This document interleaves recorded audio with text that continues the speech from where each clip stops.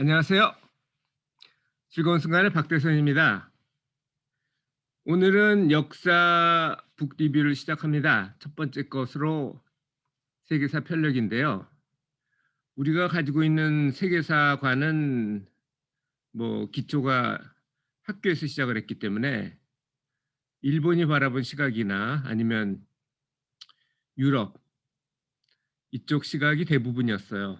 그런데 그게 과연 맞을까요?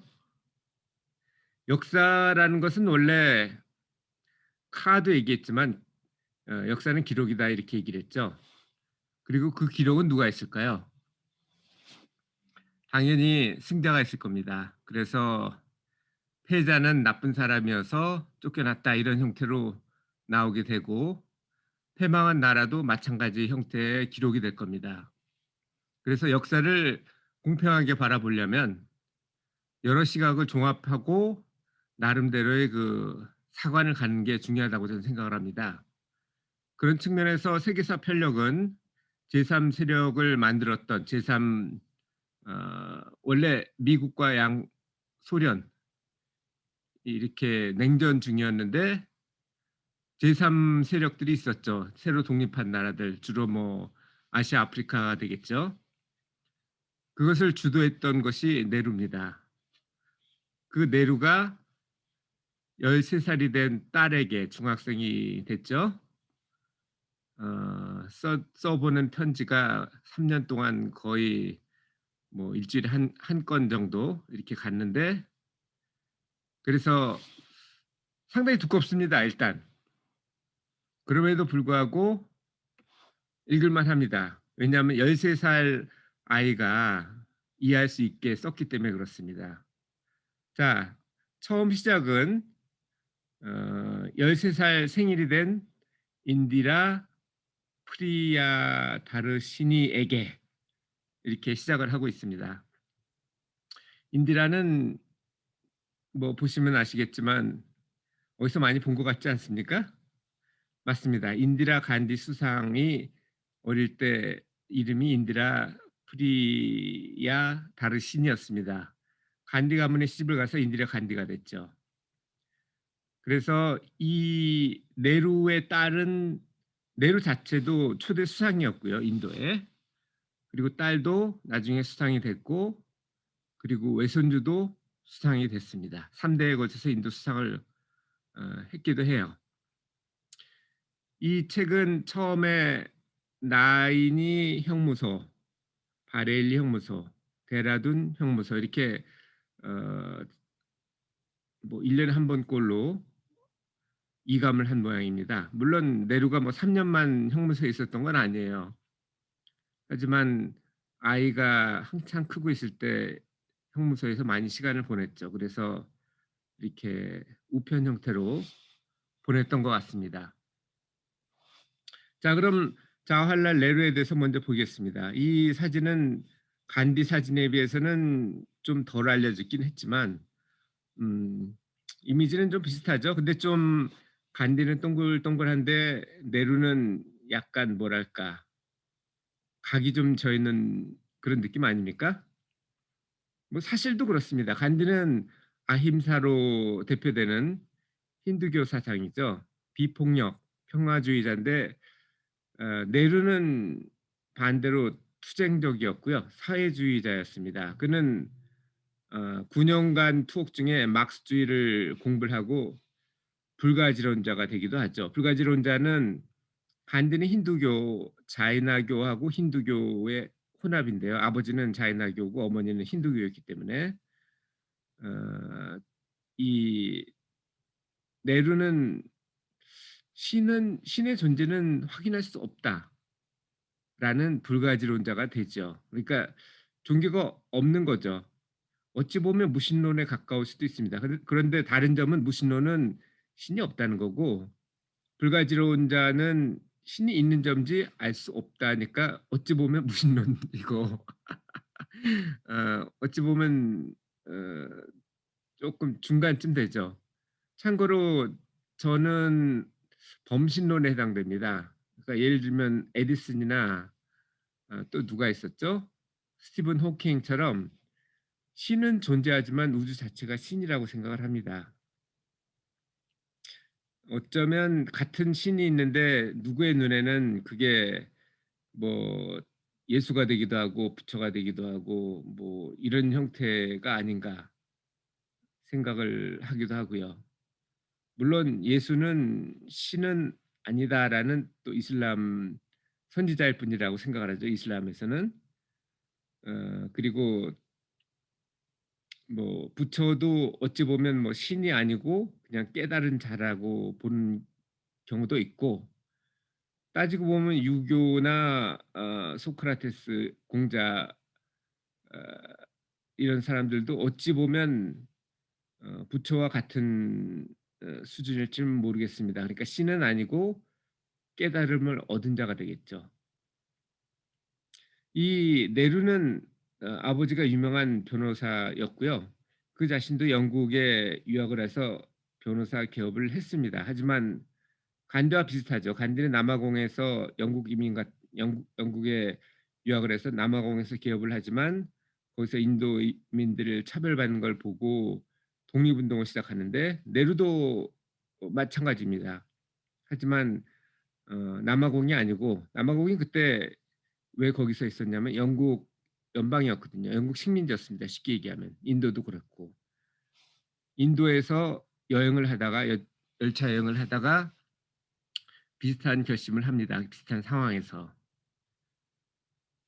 자, 그러면 제가 세 권의 책인데요. 이게 두꺼워요.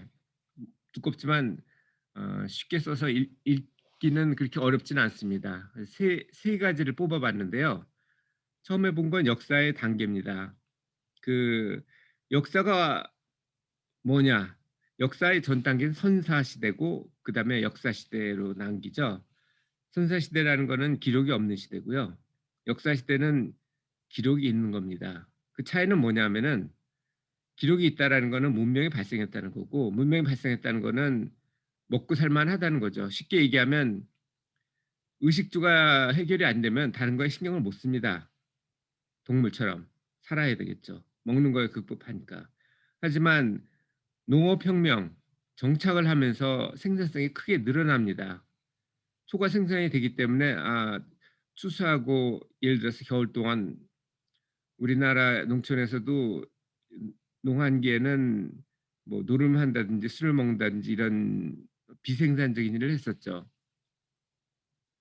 그런데 어쨌든 일을 안 해도 되는 그런 사람이나 혹은 시간이 있다면 그 동안에도 뭔가 할 수 있습니다. 그게 바로 문명이죠. 문명이 발생하는데 초과 생산이 있다는 거는, 초과 생산이 없으면 다 먹어치우니까 끝이에요. 빈부격차가 없습니다. 하지만 초과 생산이 됐다는 거는, 그리고 쌀과 같이 그걸 보관할 수 있다면은 어떤 사람은 좀 더 많이 초과 생산을 해서 그거를 어, 저축을 하고, 그리고 그게 이제 차이가 더 벌어지겠죠. 그 형태는 산업혁명이 가면서 더 심화됩니다. 빈부격차가 더 심해져요. 능률이 엄청나게 올라가죠. 그리고 결국은 이 소비보다 훨씬 더 생산이 늘어나기 때문에 무역이 발생합니다. 물론 그전에도 무역은 있었어요. 하지만 산업혁명에 의해서 훨씬 더 그 수요가 커지죠. 무역은 좋은 효과만 있습니다. 아니 뭐 좋은 효과만 있다는 얘기는 좀 그렇네요. 그 농업혁명이나 어, 산업혁명보다 더 좋은 효과가 있습니다. 산업혁명은 좋은 점도 있지만 나쁜 점도 있었죠. 빈부차가 양극화가 되고 있다는 거. 농업혁명은 그거보다는 조금 낫습니다. 문명이 발생했다는 거니까요. 문명이 발생함으로 인해서 우리는 다 처음부터 시작하는 게 아니고 기존에 세워놨던, 소위 말하는 뉴턴이 얘기했죠. 거인을 얻기 위해서 봤기 때문에 멀리 볼 수 있었다는 것처럼 어, 그런 도움을 받았습니다. 그런데 무역혁명은 이것도 물론 단점이 있겠죠. 하지만 무역이라는 거는 사고 파는 건데요. 서로 도움이 돼야 사고 팔 겁니다. 그래서 똑같은 자원을 가지고 효용이 더 늘어나는 효과가 발생합니다. 그래서 네로는 이렇게 봅니다. 역사는 쉽게 얘기하면 문명이죠. 문명은 세 단계가 있다. 성공하는 단계, 그리고 성공하면 사람은 다 교만을 하게 돼 있거든요.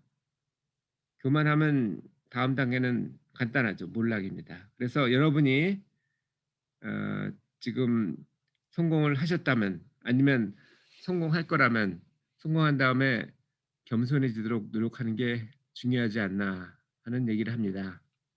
이 책의 시작은 아까 말씀드린 13살 된 딸에게 축하한다라는 얘기를 하는 거로 시작하지만, 두 번째로 가는 게 위대함을 평가하는 여러 가지 기준이 있는데 그중에 가장 나쁜 게 크기랍니다.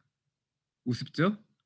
그때 대영 제국은 세계에서 가장 큰 크기를 자랑하고 있었는데, 물론 뭐 대영 제국 자체는 아닙니다만, 위대함은 힘이나 크기로 판단하는 게 저는 아니라고 생각해요. 사람이 위대하냐 아니냐, 그 사람이 뭐 높은 지위에 올랐거나 많은 걸 배웠거나, 아니면 뭐 힘이 세거나 키가 크거나 몸무게가 많거나, 이게 위대한 게 아닙니다.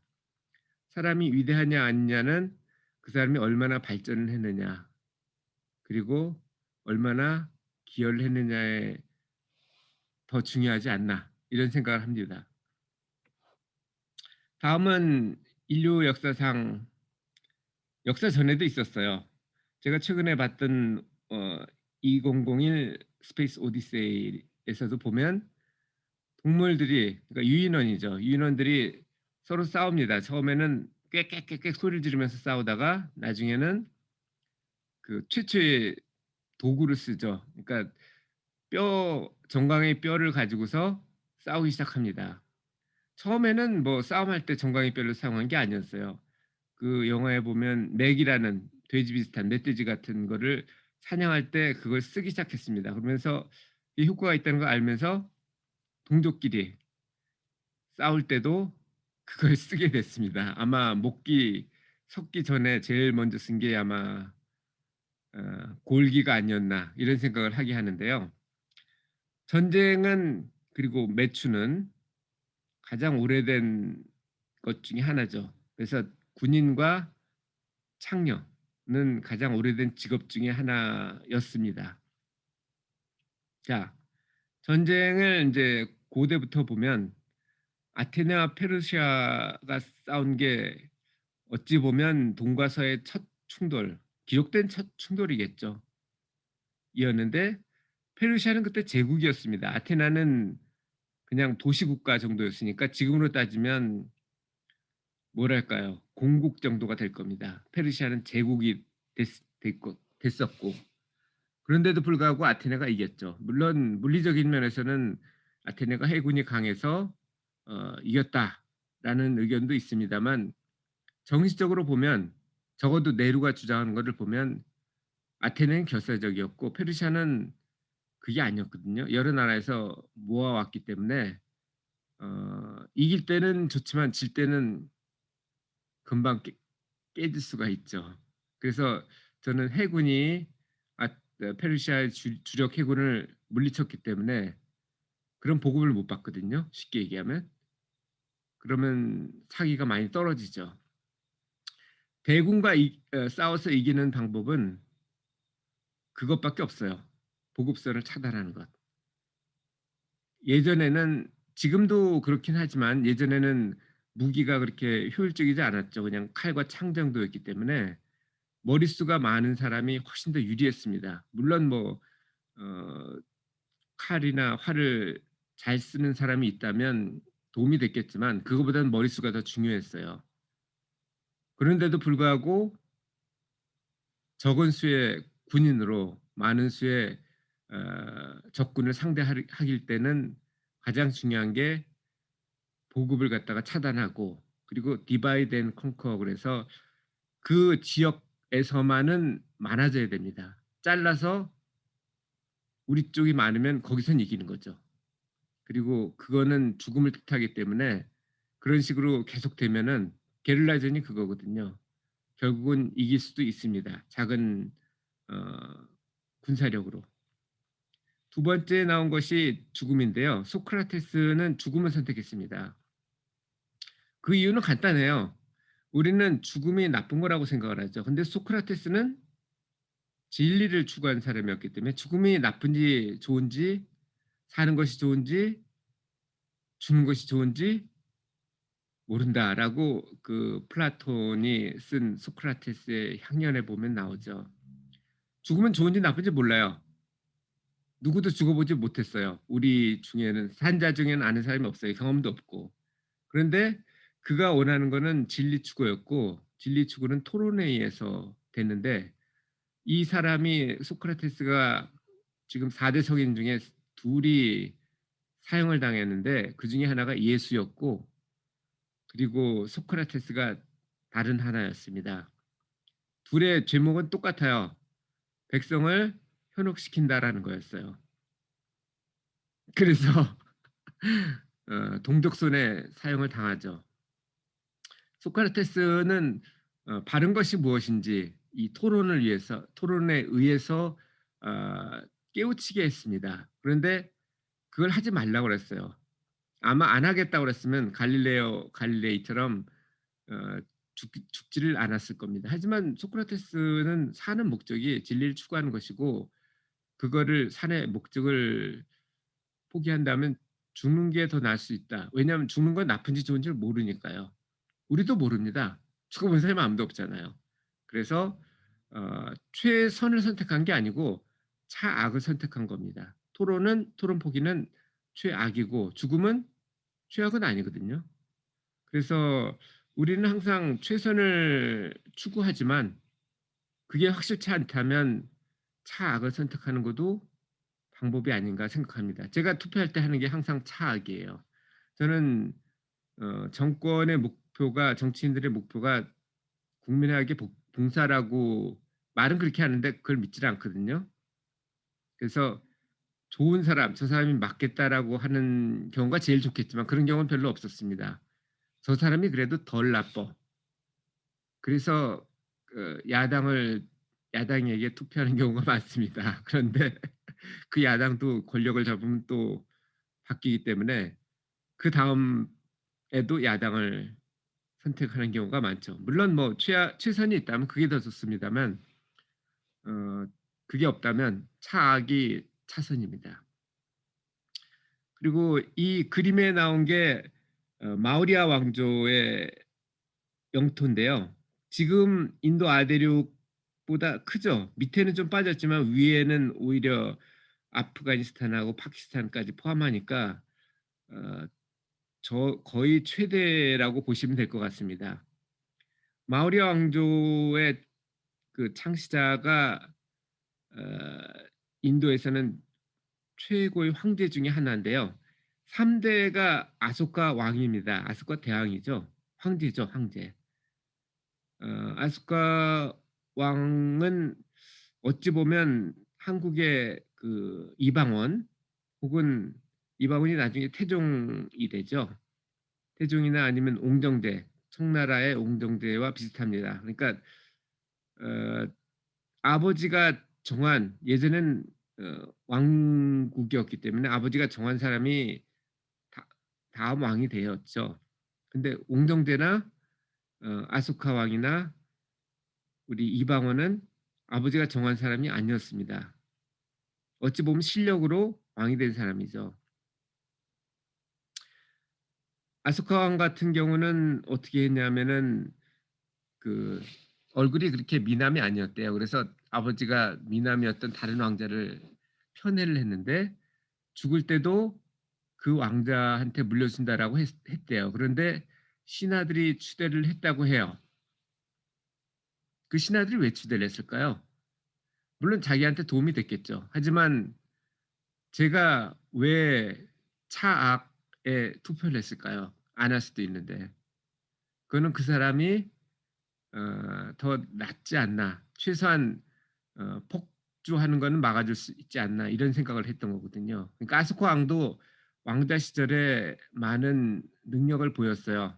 예를 들어서 이렇게 넓은 제국이기 때문에 반란이 많이 일어나는데 반란을 하러 가면 그냥 반란군을 죽이는 게 아니었어요. 원인을 파악합니다.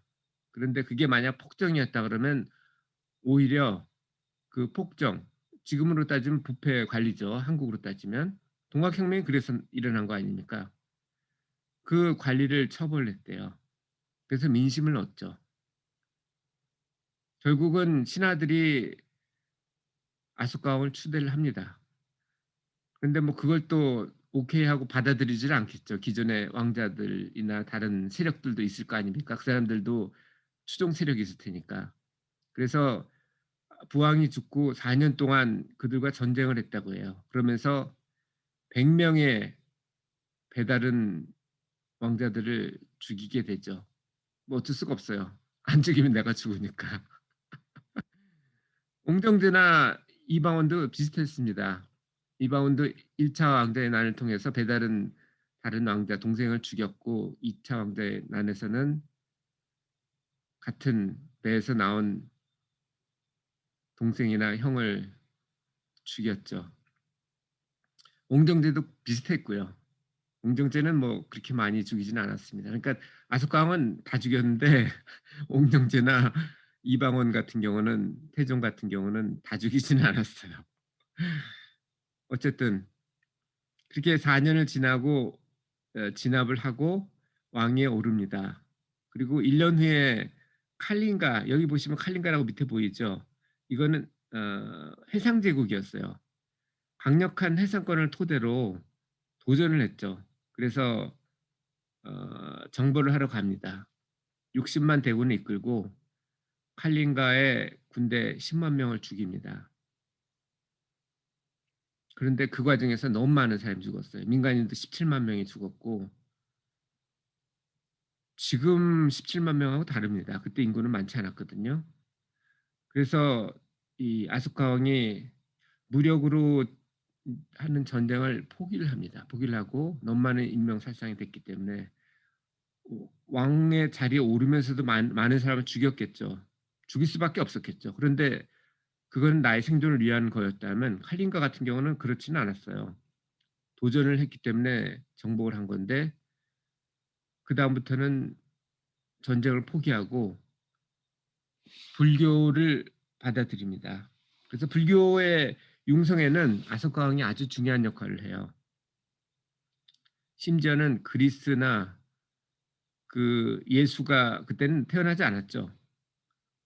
예수가 있었던 율신이 있었던 히브리, 이집트, 중국 밑에 있는 실론이 섬으로 있죠. 지금은 불교국이 됐지만 그때만 해도 그렇지는 않았고요.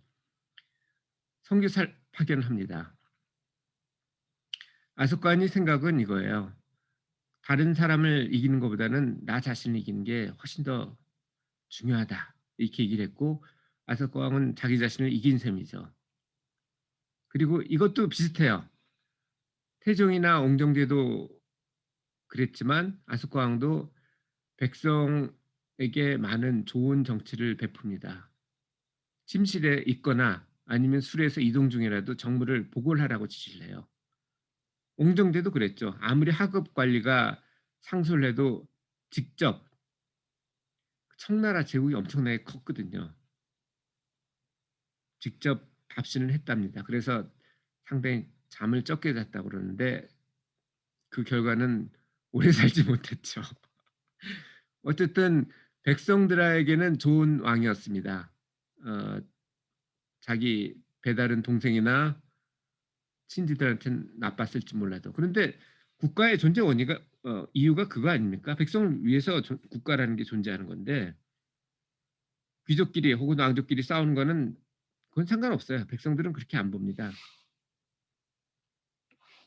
자, 그럼 마지막으로 근세로 넘어와서 혁명이 왜 일어나고 멸망이 왜 발생하는지.